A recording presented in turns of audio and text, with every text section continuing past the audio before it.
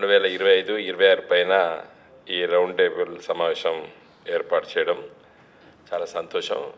నా దృష్టిలో కొంత ఆలస్యమైంది. నిజంగా బడ్జెట్ అయిన వెంటనే ఇలాంటి సమావేశాలు పెడితే దానికి కొంత ఆలోచన పరులు ఇమ్మీడియట్గా దాని ఇంపార్టెన్స్ తెలుసు. అయితే మరి ఏ కారణాల వల్లనో మిత్రులు ఇది కొంత ఆలస్యంగా చేశారు. ఎందుకంటే ఈ మధ్యకాలంలో చాలా సంఘటనలు వచ్చినాయి. ఈరోజు ఈ సోషల్ మీడియా ప్రపంచం లోపల ఒక సమస్య వచ్చేసరికి ఒక సమస్య వెనకబడుతుంది.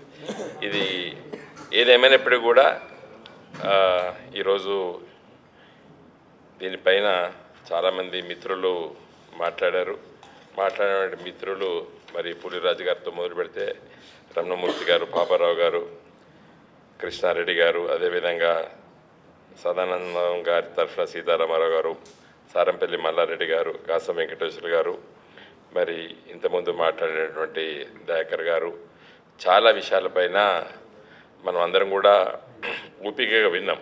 ఎంతమంది ఉన్నారు, ఎంతమంది విన్నారనేది అప్రస్తుతం. ఎందుకంటే దాదాపు రాష్ట్రంలో ఉన్నటువంటి ముఖ్యమైనటువంటి రాజకీయ పార్టీలు, అదేవిధంగా మరి రోజు నిత్యం ప్రజల సమస్య పైన స్పందించేటువంటి మేధావి వర్గం, మరి మిత్రులు, పత్రికా మిత్రుల్లో కూడా చాలా విషయాలు కూడా అవగాహన ఉన్నటువంటి వాళ్ళు కూడా ఇక్కడ రావడం చాలా సంతోషం. మరి ఇంతకుముందు మిత్రులు తెలియజేసినట్టు బడ్జెట్ గురించి వెళ్ళి సామాన్య ప్రజలకు అర్థం అయ్యేటువంటి భాషలో ఉండాలని చెప్పడం చాలా సంతోషం. దీనిపైన చాలా సంవత్సరాల నుండి ఈ చర్చ జరుగుతుంది మన దేశంలో. నేను దాదాపు 20 సంవత్సరాల క్రితం మొదటిసారి పార్లమెంట్ అడుగుపెట్టాను. అప్పుడు చాలా అసలు ఆ రోజుల్లో 3 లక్షల కోట్లతోని బడ్జెట్ ప్రవేశపెట్టారు 2004-2005లో. దాదాపు కూడా 40 లక్షల దాకా పోయింది. కాబట్టి అర్థం కావడం చాలా కష్టమే. ఇంకా ముఖ్యంగా కేంద్ర బడ్జెట్ పెట్టిన తర్వాత దాన్ని అర్థం చేసుకోవడము నా దృష్టిలో 10% మంది పార్లమెంట్ సభ్యులకు కూడా సంపూర్ణంగా అర్థం చేసుకోలేము. ఏదేమైనప్పటికీ కూడా ఇది మన భాషలో చెప్పాలంటే ఒక సామాన్య ప్రభుత్వ ఉద్యోగి 1వ తారీఖు నాడు జీతం వచ్చిన తర్వాత ఇంటికి తీసుకెళ్ళి భార్య చేతిలో పెడితే ఆ సతీమణి దాన్ని ఏ విధంగా ఖర్చు పెడుతుందే బడ్జెట్ అనుకోవచ్చు మనం. ఆమెకు వచ్చినటువంటి ఆ జీతము లేకపోతే ఆ డబ్బులు వచ్చిన తర్వాత ఆమె ఖర్చులకు ఏది ప్రయారిటీస్ ఇస్తుంది? తెల్లారి పాలవుడికి ఫస్ట్ కడుతుంది, తర్వాత ఇంటి కిరాయివాడికి కడుతుంది, పేపర్ రోడ్ వస్తే రేపు రాపో ఉంటుంది. ఎందుకంటే అది ప్రాధాన్యత కాదు. లేకపోతే ఓ 2 రోజులు పేపర్ ఆపేసినా కొంప మునిగేదేం లేదు.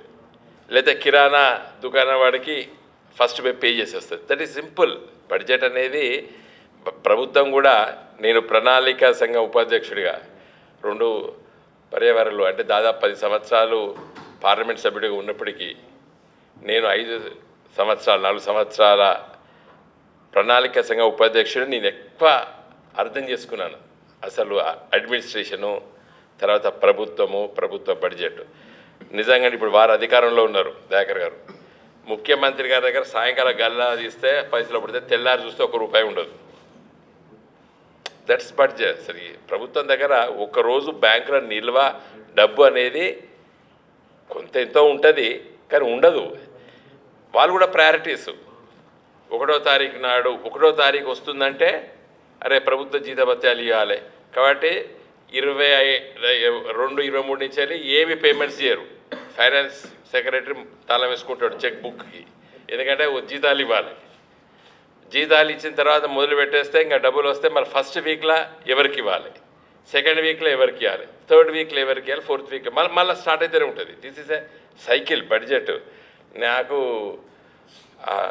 కేసీఆర్ గారు చాలా లోతుగా సూక్ష్మంగా ఆలోచిస్తారు. అందరు ముఖ్యమంత్రులు అట్లా ఉంటారు, కానీ ఆయన సాయంకాలం వచ్చాడు ఇవాళ జిఎస్టీ ఎంత వచ్చింది, ఇవాళ స్టాంప్స్ అండ్ వాళ్ళు ఎంత వచ్చిందని డిస్కషన్ చేసి మేము సామాన్య పక్కకు ఉండేది. నేను లోతుగా ఆలోచించేది ఇది వాట్ ఇట్ ఈజ్ అని.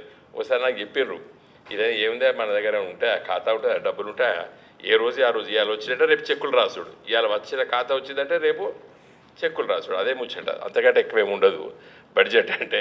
కానీ మీరు అన్నటువంటి ఆ పరిభాష GSDP, gross state domestic product, అంటే రాష్ట్రంలో వచ్చేటువంటి స్థూల, తర్వాత జీడిపి, ఇవన్నీ ఇంకా మన బ్రిటిష్ కాలంలో పెట్టినటువంటి ఇవి. మనకందరికీ కూడా చిన్నతనంలో విద్యార్థి రాజకీయాల వాళ్ళకి మనకు తెలుసు, సాయంకాలం 5 గంటలకు బడ్జెట్ పెట్టేది, దాన్ని డిస్మాంటిల్ చేసేసి 11 గంటలకు పెట్టినారు. అసలు సాయంకాలం 5 గంటలకు ఎందుకు పెట్టిరని నేను ప్రశ్నించిన. ఎందుకు దాన్ని తీసేసి మళ్ళీ పొద్దున పెట్టినంటే, అప్పుడు బడ్జెట్ ప్రవేశపెడితే ధరలు పెరగడము, ధరలు తరగడము, పర్సంటేజ్ ఇవన్నీ ఉండే కదా. సో నైట్లు అయితే అవంతా స్టేబుల్ అవుతాయి. ఆ రోజుల్లో ఇంత ఇది లేదు కదా, సైన్స్ అండ్ టెక్నాలజీ లేదు కాబట్టి సాయంకాలం ప్రవేశపెడతారు. అంటే తెల్లారి వారికి ప్రభుత్వ సెక్రటరీలు, ఎక్సైజ్ డిపార్ట్మెంట్ వాడు వీడు అంతా సర్దుకుందరు, సెట్ చేసుకుందరు. తెల్లారి నుంచి వెళ్ళి మళ్ళీ ట్యాక్స్ వసూలు చేద్దరు. ఎట్లుంటుంది అంటే ఒక్కొక్కసారి బాధేస్తుంది. నేను 1990లో ఫస్ట్ టైము మా అక్కయ్య అక్కడ అమెరికా నుంచి వెళ్ళి డబ్బులు పంపిస్తే నేను డాలర్స్తోని మారుతి బుక్ చేసిన సీతారామరావు. మన్మోహన్ సింగ్ గారు అప్పుడే 91లో ఫైనాన్స్ మినిస్టర్ అయ్యాడు. ఒకటే రోజు 36,000 పెరిగింది. నేనేమన్నా అక్కడ మన హిమాయత్ నగర్లో ఉండే మారుతి షోరూమ్, నేను పంచాయతీ పెట్టుకున్నా. అరే నేను నీకు డబ్బులు కడితేనే నాకు నువ్వు కారు ఇవ్వాలి, నిన్ను ఇచ్చే బదులు నాకు ఇవ్వాలి, ఇస్తే 36,000 ఎట్లా కట్టావు, 1,20,000 ఉండే కారు, ఒకటే రోజు 36,000 పెరిగింది. ఎంత బాధేస్తా అంటే ఇట్లా ఉంటుంది పరిస్థితి. ట్యాక్సేషను ఇవన్నీ కూడా ఉంటాయి.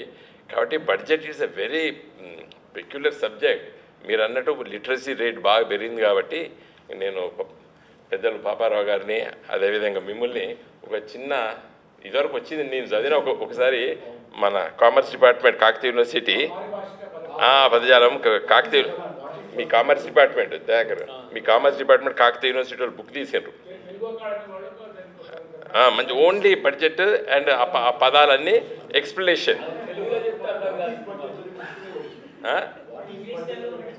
వచ్చింది. దాని ఎక్స్ప్లెనేషన్స్ కూడా ఇచ్చారు. నేను ఎప్పుడో చిన్నప్పుడు చదివిన కాకతీయ యూనివర్సిటీ కామర్స్ డిపార్ట్మెంట్ వాళ్ళు ప్రింట్ చేశారు 20-30 years back. So what ever it may be, coming to the point, ఇంకా మనను గట్టిగా మాట్లాడకుండా చేసిండు సరే what ever it may be. అయితే సరే ఇప్పుడు నేను ఒకటే విషయం చెప్తున్నాను. ఫిగర్స్ అవన్నీ మనందరికీ తెలుసు. I don't want to go in to those figures. నేను కూడా చాలా డీటెయిల్గా దీన్ని ప్రిపేర్ అయ్యి వచ్చినాను. ఒకటే విషయము, ఎందుకు నిన్న మీరు చెప్పిన కూడా రమకాంత్ గారు చెప్పారా లేకపోతే పాపారావు గారు చెప్పినట్టున్నారు, ఏది నిన్న గవర్నమెంట్ ఆఫ్ ఇండియా రిలీజ్ చేసింది, ఏది